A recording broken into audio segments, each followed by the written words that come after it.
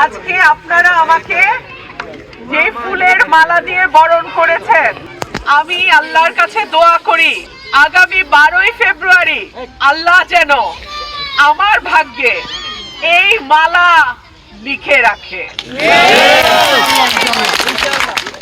প্রিয় ভাইরা আমার, গত 17 বছর আমি কি করেছি, কার পক্ষে ছিলাম, কাদের জন্য লড়াই করেছি, আপনারা সবাই জানেন।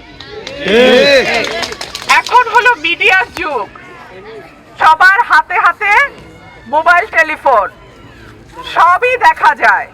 কে রাস্তায় লড়াই করছে, কে পুলিশের বাধা মুখে গিয়ে রাস্তায় বসে পড়ছে, কাকে ব্রাহ্মণবাড়িয়ায় অবাঞ্ছিত ঘোষণা করার পরেও আওয়ামী লীগ আবারও ব্রাহ্মণবাড়িয়ায় গিয়ে মিটিং করছে, সংসদে দাঁড়ায় কে বলছে এই সংসদ অবৈধ, এটা আপনারা সবাই জানেন।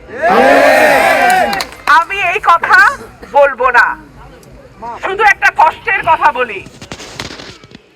যাদের জন্য আমি এই লড়াইটা করেছি, আমার প্রাণের দল, যেই দলের হাত ধরে আমার রাজনীতিতে আসা, আমার নেতা 3 বারের প্রধানমন্ত্রী দেশনেত্রী বেগম খালেদা জিয়া। বেগম খালেদা জিয়া আমাকে এই রাজনীতিতে নিয়ে আসছে। বেগম খালেদা জিয়ার ভালোবাসায়, আশ্রয়ে, সহযোগিতায় আমি এতদূর আসছি। আমার মা যেদিন মারা গেছেন সেই দিন আমি বহিষ্কার হয়েছি। আমার মা জীবিত থাকা অবস্থায় আমাকে বহিষ্কার করা যায় নাই। আমার মা দেশনেত্রী বেগম খালেদা জিয়া হাসপাতালে যাওয়ার 2 দিন আগে বলেছিলেন, 23 নভেম্বর উনি হাসপাতালে ভর্তি হয়। 20 তারিখ উনি বলেছিল রুমিন আর সোহেলের ব্যাপারটা কি, কেন রুমিনকে নমিনেশন দেওয়া হইল না, দল তার কোনো জবাব দিতে পারে নাই। তারপর আমাদের মা দেশনেত্রী বেগম খালেদা জিয়া আল্লাহর কাছে মেহমান হয়ে গেছে, এরপরে দল আমাকে বহিষ্কার করেছে।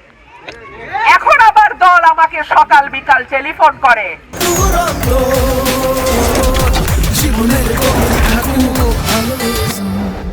বলে মন্ত্রিত্ব দিয়ে দেব, আসনটা ছেড়ে দেন। আমার জান থাকতে, আমার শরীরে 1 বিন্দু রক্ত থাকতে মন্ত্রিত্ব তো দূরের কথা, আমি সারা দুনিয়ার কারোর জন্য, কোনো কিছুর জন্য আমার এই মানুষদের আমি ছাইরা যাব না।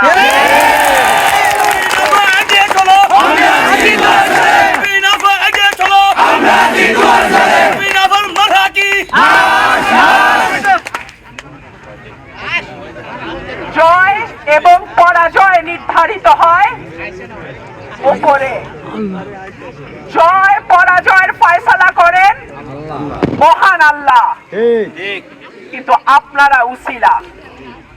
আমি আপনাদের দরবারে আসছি, আপনাদের উঠান বৈঠকে আসছি, আপনাদের বাড়িতে আসছি, আমি খালি হাতে আসছি। দল বহিষ্কার করেছে, এখন আবার বলে মন্ত্রিত্ব। আমি কোনোটাতেই আমার এলাকার মানুষরে ফালাইয়া দিয়া যাব না।